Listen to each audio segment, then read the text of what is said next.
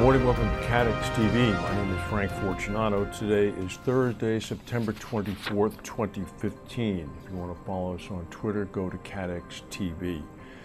At least 717 people have been killed in Saudi Arabia, hundreds more injured in a stampede that occurred as part of the annual Hajj pilgrimage. These are official figures according to Saudi authorities. The crush happened in Mina, a large valley about 3 miles from the city of Mecca, which has been the site of other stampedes in previous years. Mina is where pilgrims carry out a symbolic stoning of the devil by throwing rocks against 3 stone walls. It also houses more than 160,000 tents where pilgrims spend the night during the pilgrimage. Questions now about Volkswagen's insurance coverage are beginning to come to the fore after the resignation or firing of its CEO, Martin Winkelhorn. Apparently, the defeat devices, that are the software devices that were installed in cars to defeat emissions tests, are really going to cause some big problems. Volkswagen's share price has dropped over 1/3 this week alone. The company faces potentially tens of billions of dollars in fines and has already had dozens of federal lawsuits filed against it. It also faces a huge hit to its reputation and has set aside $7 billion to cover the costs related to the scandal. In terms of insurance implications, several angles are being looked at.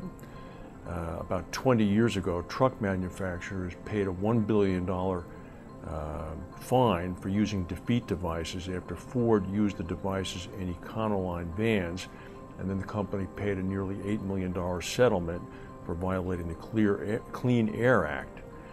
The Toyota Motors unintended acceleration issue of 2009 resulted in Toyota paying $1.1 billion to settle a class action suit. Volkswagen faces many of these issues. There's also a admitted intentional act clause under the directors and officers coverage, which could in fact encompass what's going on at Volkswagen. If this comes into play, companies may want to be able to claim against the D&O policies. The Siemens corruption scandal of a decade or so ago might be a barometer that people are looking at. Multiple countries were involved when Siemens was bribing government leaders to accept their software. It spent $1 billion on an internal investigation and agreed to pay a $1.6 billion disgorgement fee to clients that had been wronged. A D&O claim at that time was settled with insurers for 100 million euros.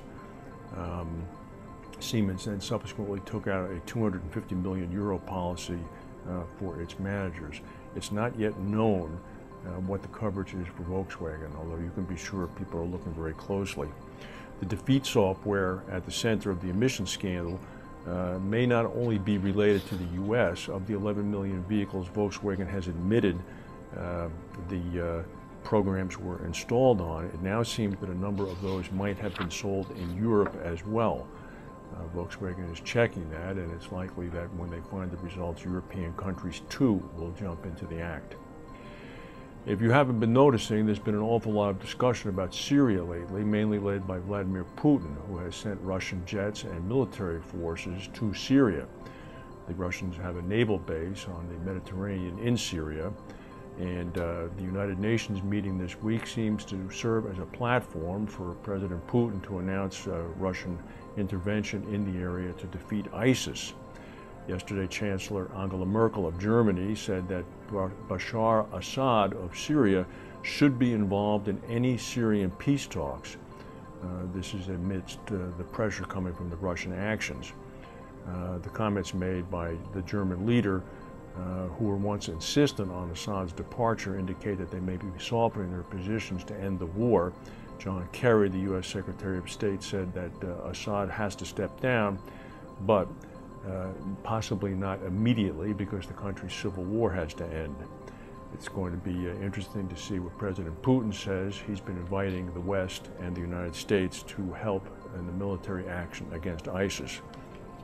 Pope Francis is about to address the United States Congress And then later in the day is going to be traveling to New York from Washington. Sitting patiently out in Seattle is the president of China, Xi Jinping, who is not leaving Seattle until 9 a.m. Pacific time to come to Washington. He's going to land well after Pope Francis arrives in New York. He's not going to compete against him. He's going to land in D.C. at 5 p.m. and then have a working dinner with President Obama at the White House and a state dinner there tomorrow. The haze from Indonesian forest fires has pushed the air quality in Singapore into the hazardous range. This has covered the city with a thick layer of smog. The population of the city island state is essentially walking around with face masks to prevent against contamination. And we've been talking about the danger of drones. Here's one for the books. An unlicensed pilot was flying a small home-built plane that crashed into a rural area in South Georgia, killing all 5 people on board. This occurred about 100 miles southwest of Savannah. It showed no evidence of any mechanical defects, but here's the interesting part. The plane crashed at 3:40 a.m. The pilot was a gentleman named Waylon Boatwright, who was a farmer. He constructed the 4-seat plane. I don't know how there were 5 people on board with only 4 seats. He constructed the 4-seat plane from a kit that he purchased. He had no license, he had no pilot certificate, and apparently he took off at 3 o'clock in the morning on a Sunday morning. What he was doing at 3 o'clock in the morning, cramming 5 people into a 4-seat plane, is beyond me, but he crashed. Everybody on board was killed. What next? That's the news for today. If we have any breaking news, we'll come back and tell you. Thank you for watching, and we'll see you tomorrow.